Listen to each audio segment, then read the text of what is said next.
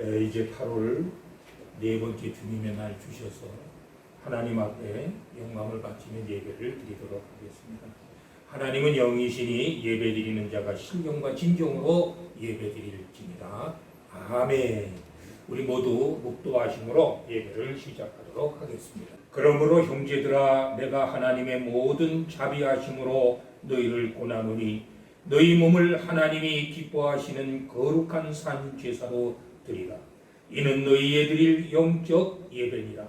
너희는 이 세대를 본받지 말고 오직 마음을 새롭게 함으로 변화를 받아 하나님의 선하시고 기뻐하시고 온전하신 뜻이 무엇인지 분별하도록 하라. 아멘. 은혜가 풍성하신 하나님 아버지 감사드립니다.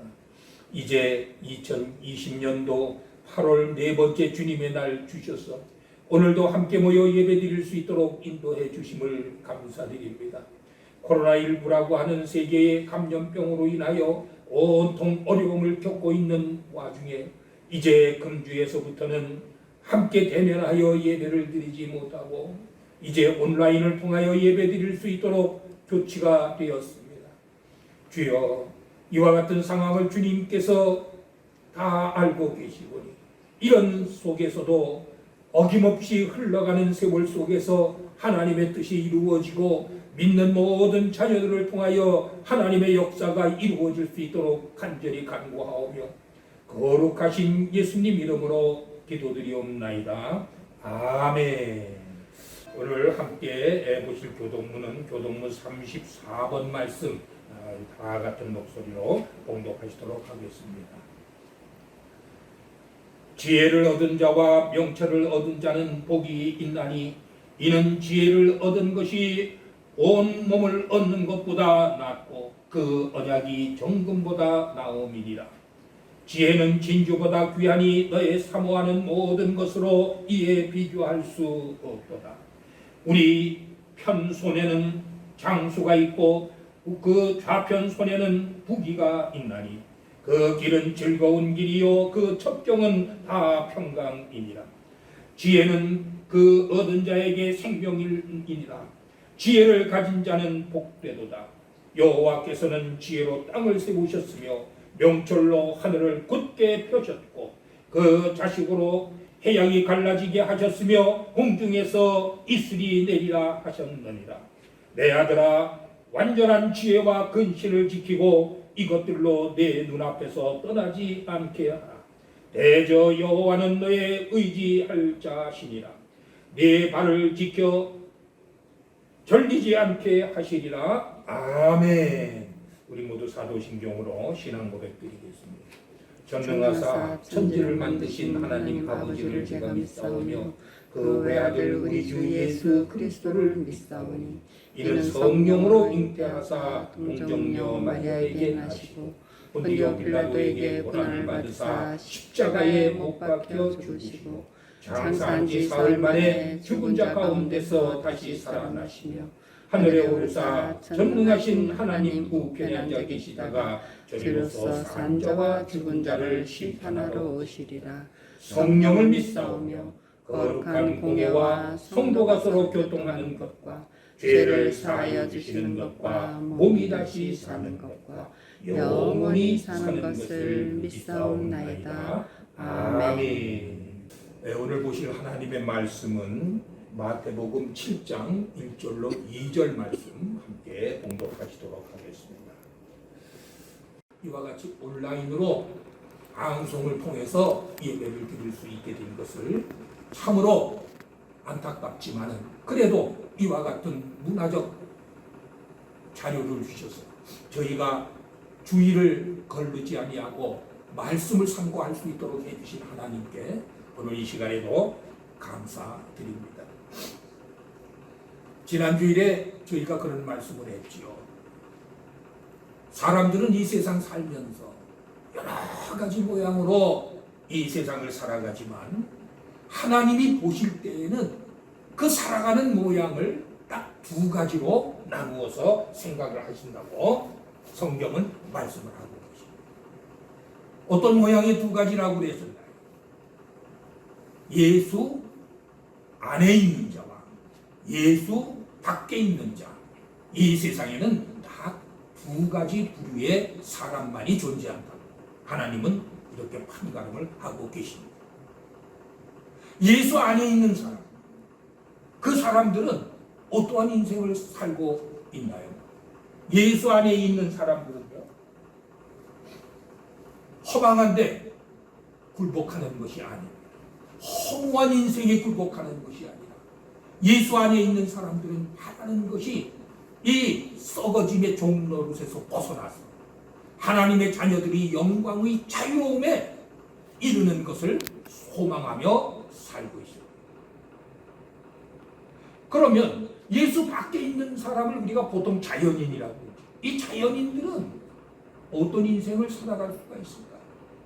자연인들의 삶을 들여다보면 이 땅에서 사는 이 생관, 그리고 이 세상이 전부라는 생각을 가지고 인생을 살아가요. 그들에게는 미래라고 하는 것을 꿈꿀 필요가 없는 인생이에요. 인생이 전부이기 때문에 그 전부인 것을 향해서 자기의 모든 것을 쏟아놓는 인생을 가지고 있습니다. 그러나 예수 안에 있는 사람들은 이 생의 과정은 전부가 아니요. 이 생은 그저 잠시 머물다가 가는 곳이요. 일종의 예비 학교요. 어차피 통과해야만 할 과정으로 생각하고 이 세상을 살아가고 있습니다. 그렇기 때문에 예수 안에 있는 사람들은 오늘을 생각하는 것이 아니라 영혼에 대한 의식을 늘 갖고 있다는 것이지. 그런데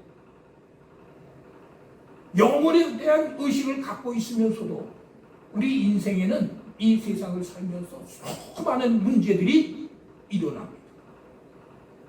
짧은 인생이라고 할 수 있지만은 그래도 살아가는 근 80년, 90년, 100년의 시간을 우리는 길게 느끼면서 그 기간 동안에 우리들의 삶에는 수많은 문제들이 일어나고 사람들은 그 일어나는 문제들을 해결하기 위하여 안간힘을 쓰면서 살아가는 모습을 볼 수가 있습니다. 그런데 실상 우리에게 일어나는 그 문제들을 우리가 가만히 생각을 해보면요, 그 문제의 대부분은 이 세상이 전부라는 생각 때문에 일어난다는 사실을 우리는 알아야 됩니다.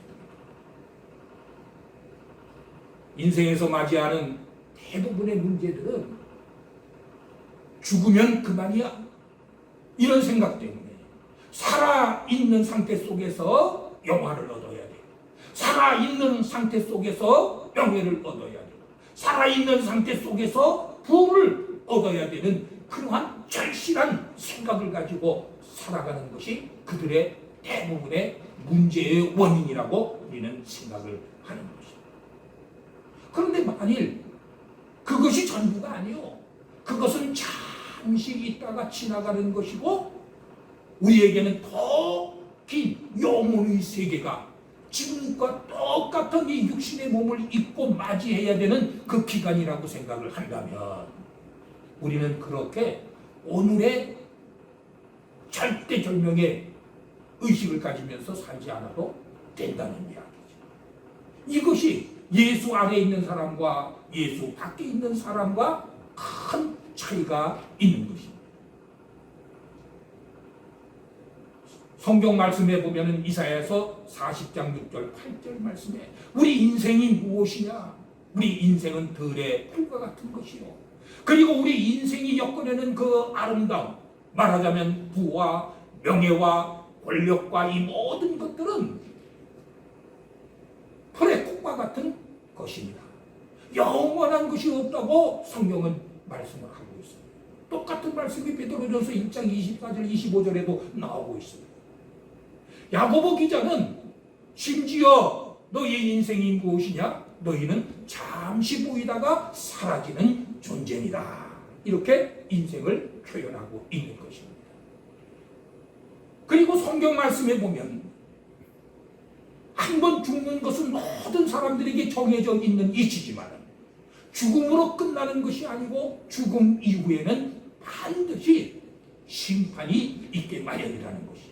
다시 말해서 우리가 이 세상에서 짧은 80년, 90년, 100년을 사는 그 우리들의 인생의 결산보고를 누군가의 앞에서 해야 되는 시간이 반드시 찾아온다고 하는 것이 성경의 말씀인 것입니다. 그것을 우리는 심판이라고 얘기합니다. 누구에게 우리는 심판을 받나요? 하나님 말씀인 성경 말씀을 보면은 심판의 권세가 예수라고 하는 분에게 달려있다고 요한복음 5장 27절에 기록이 되어 있습니다. 예수가 누구실까요? 오늘날 그렇기 때문에 우리가 반드시 심판대 앞에 서야 되고 우리를 심판하실 분이 예수라고 하는 그런 문제점 때문에 우리는 예수라고 하는 존재를 반드시 알아야 된다는 것입니다. 영원한 세계를 주관하시는 그 심판주 예수가 과연 누구십니까? 요한복음이라고 하는 성경 말씀을 보면 태초에 말씀이 있었느니라. 그 말씀이 하나님과 함께 계셨으니 그 말씀이 곧 하나님이라고 기록을 하고 계십니다. 그리고 그 말씀 안에 생명이 있었으니 이 생명이 사람들의 빛이라고 기록을 하고 있습니다. 그 빛이 세상에 왔는데 세상 사람들이 어리석어서 그 빛을 알아보지 못했지만 혹여 사람들 중에 그 빛이 무엇인지를 알고 영접하는 자, 곧 그 이름을 믿는 자들에게는 하나님의 아들이 되는 권세를 주셨다고 성경은 기록을 하고 있는 것입니다. 그런데 하나님의 자녀가 되는 그 권세는 혈통으로나 육적으로나 낳는 것이 아니요 하나님께로부터 온 사람들이 곧 하나님으로부터 부름을 받아서 하나님의 자녀가 되는 권세를 얻게 된다는 것이죠. 그 말씀이 육신이 되어서 이 세상에 거하셨는데 그 영광을 보니 하나님의 영광이요 은혜와 진리가 충만하다라고 요한복음은 증거를 하고 있습니다.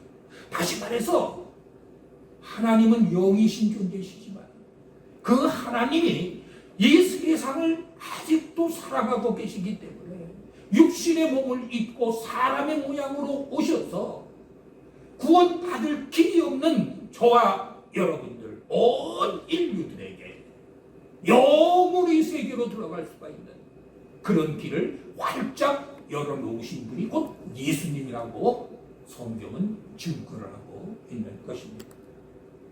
그 심판주 예수님, 그 예수님이 오늘 본문을 통해서 이 세상을 살아가는 그 방법에 대해서 한 가지 말씀을 해주셨어요. 어떤 말씀을 해주셨나요? 비판하지 말라 하는 말씀을 하셨습니다. 사람들은 서로를 측정하고 판단하고 심판하고 비판하는 것을 즐겨합니다. 그런데 예수님이 말씀하시기를 사람끼리 서로 비판하지 말라고 하는 거예요. 왜냐하면 네가 만일 다른 사람을 비판하면 네가 비판하는 그 똑같은 비판으로 너 자신이 비판을 받을 것이기 때문에 네가 만일 다른 사람을 네 새 잣대로 헤아린다면 너 또한 다른 사람의 잣대로 헤아림을 받게 된다고 하는 그 원리 때문에 예수님께서는 이 세상을 살아가는 우리들의 모습에서 다른 사람을 비판하는 일을 하지 말라고 말씀을 하신 것입니다. 비판하지 말라는 거예요. 그런데 여기 문제가 있습니다. 비판을 하지 말라고 그랬는데 성경 다른 곳에서 보면요 또 비판을 해야만 되는 그 대목이 나온다 이 말이에요. 어디에서 그런 대목이 나오느냐 몇 가지만 찾아보기로 하겠습니다. 마태복음 7장 6절에 보면요 더러운 것을 거룩한 것을 개에게 주지 말고 진주를 돼지에게 던지지 말라고 그랬어요. 왜냐하면 그들이 그것을 밟고 찢고 상하게 만들까봐 그러는 것이라고 기록하고 계십니다. 그러면 성경에서는 거룩한 것을 개에게 주지 말고 그리고 진주를 돼지에게 주지 말라고 그랬는데 어떤 것이 개고 어떤 것이 돼지인지 우리가 어떻게 알겠습니까? 판단력이 없다면 우리는 그것을 알 수가 없다는 거예요. 그런가 하면 마태복음 7장 15절의 말씀에 보면은 어떤 말씀이 나옵니까? 거짓 스승을 조심하라 그랬어요. 거짓 스승은 양의 옷을 입고 우리들한테 다가오지만은 노략질하는 자니라. 그러면 이 세상에는 많은 스승들이 있습니다. 특별히 우리 기독교 사회에 보면은 수많은 교회가 이 땅에 존재하고 그 교회마다는 그 성도들을 가르치는 분들이 계시다. 그런데 그 수많은 가르치는 분들, 그 스승 중에서 누가 정말 스승이고 누가 노략질하는 그런 거짓 스승인지를 우리가 어떻게 알겠느냐 이런 거예요. 만일 비판하지 말라고 했다고 해서 우리가 아무 비교의식도 가지고 있지 않다면 우리는 그걸 알 수가 없다는 거예요. 그것뿐입니까? 성경 말씀에 보니까 또 그러한 스승들은 열매를 모아서 알 수가 있다고 하는 말씀이 있어요. 열매.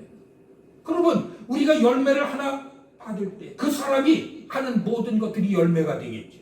그 사람이 배운 사람이면 그 배운 것의 열매가 그 인생을 통해서 나올 것이요. 그 사람이 어떤 생각을 가지고 있으면 그 생각이 그 사람의 삶을 통해서 우리들에게 표현되는데 그걸 우리 열매라고 하지 않습니까? 그 사람의 삶의 열매란 말이에요. 그런데 그 사람의 삶의 열매를 그것이 좋은 열매인지 그것이 나쁜 열매인지 우리가 그것을 어떻게 판단한다는 거예요. 비판하지 말라고 하면은 우리는 판단할 수가 없는 거 아니겠어요?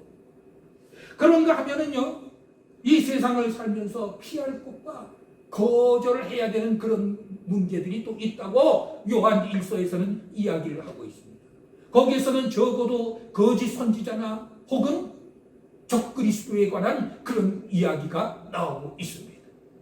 그래서 우리는 어떤 선지자들이 거짓 선지자요, 그것이 그리스도가 아닌 적그리스도인지를 우리가 판단하지 않으면 어떻게 알겠느냐. 특별히 대부분의 신앙인들이 다 알고 있는 이야기겠지만은 예수님이 이 땅에 오셔가지고 유대인들을 향해서 뭐라고 그러셨습니까? 유대인들을 향해서 누가복음 16장 15절 말씀해 보니까 너희는 사람들 앞에서 스스로 옳다 하는 자이지만은 사람에게 인정받는 것이 하나님에게는 미움을 받는 것이라고. 자기 스스로는 옳다고 이야기를 하지만은 그것이 하나님이 보실 때에는 옳은 것이 아닌 행위를 하는 바리새인들이나 서기관들을 향해서 예수님이 혹독하게 꾸짖으신 말씀을 우리는 듣게 됩니다. 그러면 그들이 하는 일들이 유대인과 같은 행위인지 아닌지 우리가 판단력을 가지고 있지 않다면 어떻게 알겠느냐 이런 얘기예요.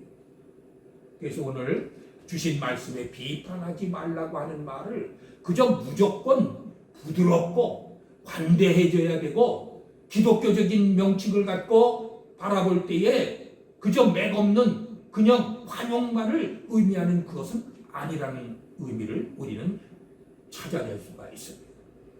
우리 한번 보세요. 예수님도 이 땅에 오셔서 어떤 일을 하셨나요? 도둑들이 하나님의 기도처를 장사꾼들의 구렬로 만들었을 때 노끈을 채찍으로 만들어서 그 더럽혀진 성전을 정화시켜줬던 그 일을 우리는 기억을 합니다. 어떻게 하셨어요?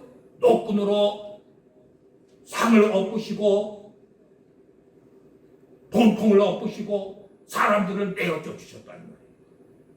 그런가 하면 위선, 허영, 그리고 율법을 잘못 해석해가지고 자기네들 수준으로만 해석을 해서 밖으로만 과시하는 그런 바리새인들을 향해서 이 뱀들아, 독사의 새끼들, 험한 말씀도 예수님은 하셨던 것입니다. 그것뿐입니까? 예수님이 잡히셔가지고 이제 신문을 받으러 가시는 도중에 어떤 하졸 하나가 이유 없이 예수님을 쳤을 때 예수님이 어떻게 하셨습니까? 요한복음 18장 11절 말씀이 22절 말씀이지요. 네가 왜 이유 없이 나를 치느냐? 이유 없이 치는 것은 옳은 것이 아니니라 라고 꾸지람을 하시는 말씀도 우리는 기억을 합니다. 그것뿐입니까? 빌라도가 예수를 판단하려고 심사하려고 질문을 하였을 때 뭐라고도 하셨습니까? 하늘에서 주신 권세가 아니면 나를 해할 자가 없느니라. 나를 너희들 앞에 넘겨준 그 자가 오히려 더 죄가 크니라. 합법적인 항변도 하신 기록을 우리는 요한복음 19장 21절에서 찾아볼 수가 있습니다.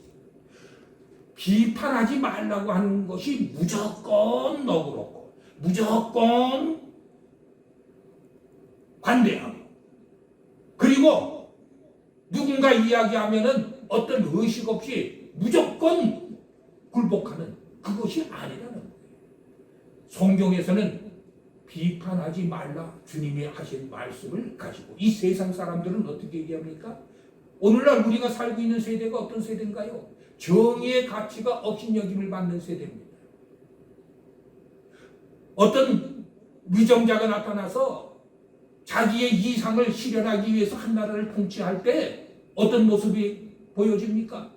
그저 너희는 잔소리 군소리 말고 내가 하는 대로 따라오너라. 그 국민들은 그저 어떤 비판의식 없이 그저 따라오기만을 바라는 그런 위정자들도 우리가 흔히 볼 수가 있는 모습이라고 생각을 합니다. 우리 한번 생각을 해보세요. 그것을 그대로 따라가는 것이 성경의 의미일까요? 비판하지 말라는 의미일까요? 그건 아니라는 거예요. 오늘 성경 말씀에 보면은 비판하지 말라는 의미를 우리는 정확하게 알아야 됩니다. 비판하지 말라고 하는 의미는 그러니까 판단하지 말라고 하는 의미가 아닙니다. 옳고 그름을 반드시 판단하되 무엇을 하지 말라는 것이냐? 정죄하려고 하지 말라. 비난하려고 하지 말라. 이런 의미라는 거예요. 이런 의미입니다. 비판하지 말라고 하는 것은 정죄의식을 갖지 말라는 겁니다. 사람들의 본성에는요, 다른 사람을 비난하고 다른 사람을 평가해 보려고 하는 감정적인 성향이 언제나 있는 것이 죄된 인생을 살아가는 사람들의 모습이라는 거예요. 그런 모습을 보시면서 주님께서 말씀하시기를 비판하지 말라고 하신 것입니다. 이 정죄의식은 언제 일어나는 것일까요? 정죄의식은 세상 사람들이 대부분 자기 스스로는 항상 의롭다고 생각을 합니다. 내가 무엇을 잘못한 게 있어? 나는 항상 정당하게 행하고 있어. 스스로 이런 생각을 가지고 있습니다. 이럴 때 정죄의식이 이루어집니다. 또 어떨 때 정죄의식이 일어나나요? 다른 사람보다 내가 우월하다는 우월감을 가지고 있을 때, 나보다 못한 사람을 향해서 우리는 힐날의 이 말을 할 수 있는 그런 태도가 나오기도 합니다. 또 언제 정죄의식이 일어납니까? 자아가 도사리고 있을 때, 즉 자기 본의의 생각만을 가지고 이 세상을 살아갈 때 우리에게는 정죄의식이 일어날 수가 있는 것입니다. 그런가 하면 또 언제 그런 정죄의식이 일어납니까? 내가 하는 일은 항상 옳은 거야. 자기 의의를 주장하고 있을 때 정죄의식이 일어납니다. 이런 정죄의식은요, 그것이 처음에는 별것 아닌 것처럼 생각이 되지만 그 기본적인 정죄의식 때문에 자연히 그것은 비난으로 발전하게 됩니다. 다른 사람의 인격을 손상하게 됩니다. 때에 따라서는 그것이 더 발전하게 되면 혹평하게 되는 그런 결과를 낳는 겁니다. 내가 하는 한 말에 대해서 상대방을 감싸주고 복돋아주고 용기를 내주는 것이 아니라 오히려 그 사람의 인격을 손상시켜주는 그런 일도 하는 것이 우리가 혹평이라고 하는 거죠. 이런 사람들에게는요, 사람들을 경멸하고 멸시하는 그런 성향이 그 내부에 숨어 있습니다. 어쩌면 하나님을 모르는 사람들은 대부분 심성 속에 그러한 본질을 가지고 있다고 우리는 생각을 해야 됩니다. 그래서 하나님은 로마서 14장 말씀을 통해서 이런 사람들의 모습을 뭐라고 하셨어요? 그런 사람들은 먹고 마시는 일에 온 신경을 쓰느니라. 다시 말해서 먹고 마시는 일에 신경을 쓴다는 것은 뭘 말하는 것입니까? 이 세상의 일에만 집착을 한다는 거예요. 그러나 하나님의 나라는 어떤 나라입니까? 의와 평강과 희락이니라. 로마서 14장 16절 18절 말씀에 이런 말씀입니다. 하나님의 나라, 즉 하나님의 뜻을 받들어 이루어져 나가는 그런 세계는 의로운 세계예요. 그 의롭다는 건 뭔가요? 하나님의 뜻이 세워지는 그런 세계예요. 그리고 평강은 뭡니까? 늘 우리가 평강이라고 하니까 사람들끼리 화합하는 걸 평강이라고 해요. 내 편을 가리고 네 편을 가르는 걸 평강이라고, 자기 편끼리 화합하는 걸 평강이라고. 아닙니다. 하나님 보시기에 옳다고 인정받는 것, 즉 하나님과 화목하게 되는 그 모양을 평강이라고 얘기해요. 희락이라고 하는 건 뭘까요? 희락이라고 하는 건 다만 내가 무엇을 얻어서 기쁜 것만이 희락이 아니고 하나님의 주신 그 은혜 때문에 우리가 멸망의 길에서 구원받은 그 은혜를 깊이 생각할 때 우러나오는 우리 마음속의 기쁨, 이것을 희락이라고 얘기합니다. 하나님의 나라는 이러한 의와 평강과 희락이 중심이 되는 그런 사회라고 성경은 말씀을 하고 계십니다. 오늘 비판하지 말라고 하는 이 말씀의 의미를 우리가 정확하게 이해함으로써 우리는 정말 하나님의 뜻이 어디 있는가를 분별하는 능력을 갖춰야 될 줄로 믿습니다. 대부분의 사람들은 이 비판하는 방법이 어떤 상태에서 일어나는지를 잘 모르고 있습니다.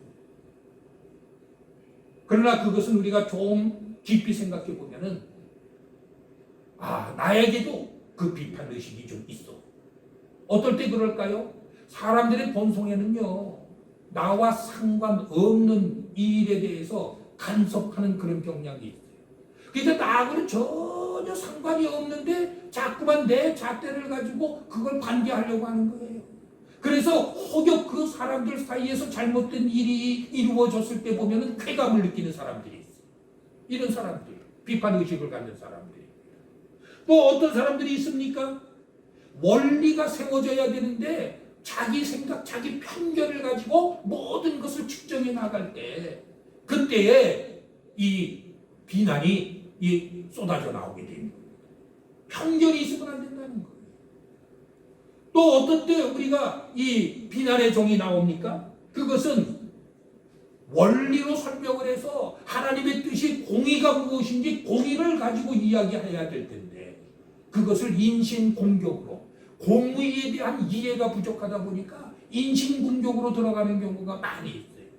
원리를 이해 못하다 보니까 그거는 골치 아프니까 그건 너무 까다롭잖아요. 뭐 이런 식으로 사람을 인신공격으로 할 때 우리 정죄하는 영이 활동을 하게 됩니다.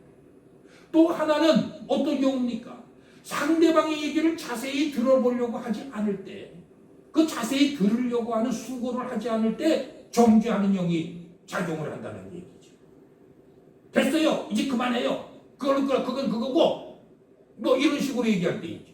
그러다 보니까 상대방의 말을 제대로 안 들으니까 거기에는 변명할 여지도 있고 아주 성명의 방법도 있고 여러 가지 이야기가 있는데 그걸 못 들어보니까 자기 잣대로 상대방을 그냥 공격하게 되는 이런 결과를 낳게 됩니다.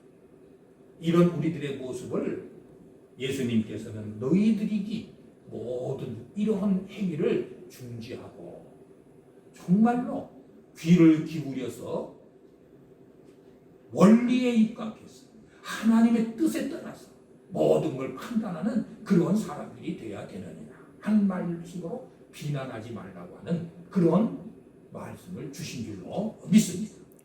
로마서 12장 1절 2절 말씀에 보니까 너희는 이 세대를 본받지 말고 마음을 새롭게 하여 변화를 받아 하나님의 선하시고 기뻐하시고 온전하신 뜻이 무엇인지 분별하도록 하라 하는 말씀이 나왔어요. 분별력을 가져야 된다는 거예요. 분별력이 없어요. 그런데 분별력을 가지려면 기준이 있어야 될 거 아니겠습니까? 그 기준이 뭔가요? 사람이 기준이 돼서는 안 된다는 거예요. 그래서 성경 말씀에 뭐가 나와 있습니까? 저희들은 그 기준을 하나님의 말씀에서 찾을 줄 알아야 됩니다. 하나님의 말씀 중에는 모든 세상에서 사는 사람들의 기준이 선포되고 있는 것이죠. 에베소서 2장 20절 말씀에 그러기 때문에 우리는 선지자와 사도들이 터 위에 세워진 사람이다. 그리고 예수 그리스도께서 모퉁이 돌이 되셨느니라 하는 기록이 나옵니다. 그게 무슨 말인가요? 사람들이 생각하는 것 가지고서는 공정한 행사를 할 수가 없다는 거예요. 모든 것이 다 하나님의 말씀의 기준에서 살펴볼 때에 우리가 공정한 결실을 얻을 수가 있다는 말씀입니다. 그것이 바로 분별력이 된다는 이야기입니다. 우리가 분별력을 가지고 이 세상을 살려고 하면 그러기 때문에 우리에게 필요한 것은 바로 믿음이라는 것이죠. 자연인이 보는 것처럼 이 세상이 전부라고 하는 생각을 가지고 살 것이 아니요.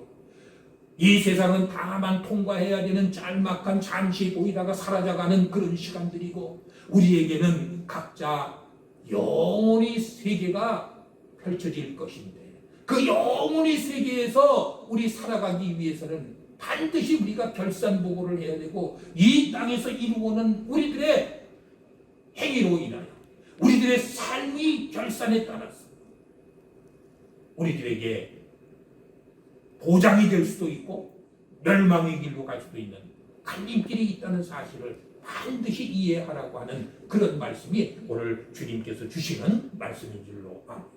오늘 우리가 사는 이 시대가 얼마나 어렵고 힘듭니까? 어떤 사람은 이 어렵고 억울한 모든 일들을 완력으로 해결하고 투쟁으로 해결하려고 하는데 하나님은 그걸 원하지 않으십니까? 뭘 원하십니까? 하나님 앞에 설 때는 단체로 손잡고 서는 게 아니에요. 개인이 1대1로 하나님 앞에 서게 되어 있습니다. 그러니까 내 삶을 내가 하나님 뜻에 맞추어서 올바른 판단으로 이 세상을 살아나가는 그런 방법. 우리는 깨달음을 얻고 오늘은 이 하루를 살더라도 온전한 믿음 안에서 승리하는 저와 여러분들이 되시기를 주님의 이름으로 축원드립니다. 기도드리겠습니다. 고마우신 아버지 감사드립니다. 오늘은 비판을 받지 않으려거든 비판하지 말라고 하는 주님의 말씀을 상고했습니다. 우리 세상 사람들은 우리 주변에서 일어나는 일들에 관해서 나의 잣대 내 뜻에 맞지 아니할 때 그것에 대해서 혹독한 평가를 하고 저항을 하고 도전하는 그런 모습을 보입니다. 그러나 어려운 시대일수록 우리는 그와 같은 도전적인 행위가 아니요 온전한 자기 성찰의 그런 과정을 거쳐서 진정 이때의 하나님의 뜻이 무엇인지를 다시 한번 살펴보고 먹고 마시는 일에 집착하는 것이 아니요 의와 평강과 희락이라고 하신 하나님의 말씀을 중심으로 우리가 어떻게 행하여야 하는 것인가를 깨달아 진정 하나님에게 영광을 드리고 이 땅에서는 축복받는 인생이 될 수 있도록 인도하여 주시옵소서. 예수님 이름으로 기도드리옵나이다. 아멘. 예, 이것이 방송으로 드려지는 온라인 예배이기 때문에 마음으로 작정하신 예물은 온라인 구자번호를 통해서 입금을 해주시길 바랍니다. 기도드리겠습니다. 은혜가 풍성하신 하나님 아버지 감사드립니다. 오늘도 거룩한 주님의 날을 주셔서 마음과 뜻과 정성으로 예비한 예물을 모두어 이제 하나님 앞에 드리오니 주님께서 받으실 만한 향기로운 예물이요 기뻐하실 예물이 될 수 있도록 흠양하여 주시옵소서. 오늘도 예물 중에는 열의 하나를 구분하여 드린 손길이 있어오니 말라기서에서 말씀하신 하나님의 뜻이 다 현실로 이루어지자의 조건을 따라 드린 손길 위에는 늘 인생을 살면서 감사의 조건이 날로 늘어가는 인생 될 수 있도록 인도하여 주시옵소서. 주님의 날을 맞이하여 수고와 땀과 정한 예물 드린 손길들 있사오니 아버지 하나님 구워줄지라도 꾸지 아니하는 여유 있는 인생으로 더욱더 충성하고 봉사할 수 있는 능력이 늘어나갈 수 있도록 인도하여 주시옵소서. 오늘도 예물 드린 손길들마다 하늘의 신령한 은혜와 땅의 기름진 복으로 채워주옵시고, 드려진 예물 사용되어질 때에 하나님의 나라가 확장되는 역사가 이루어지기를 원하오며 거룩하신 예수님 이름으로 기도드리옵나이다. 아멘. 이제는 우리 주 예수 그리스도의 은혜와 지극히 넓으신 하나님의 사랑과 성령님의 감동, 감화, 내주 역사, 교통하심이 오늘 온라인으로 통하여 모든 예배에 참여하신 간흥축복교회 모든 성도님들의 머리 위에와 그 가정과 기업 위에 이제로부터 영원까지 함께 하실지어다. 아멘.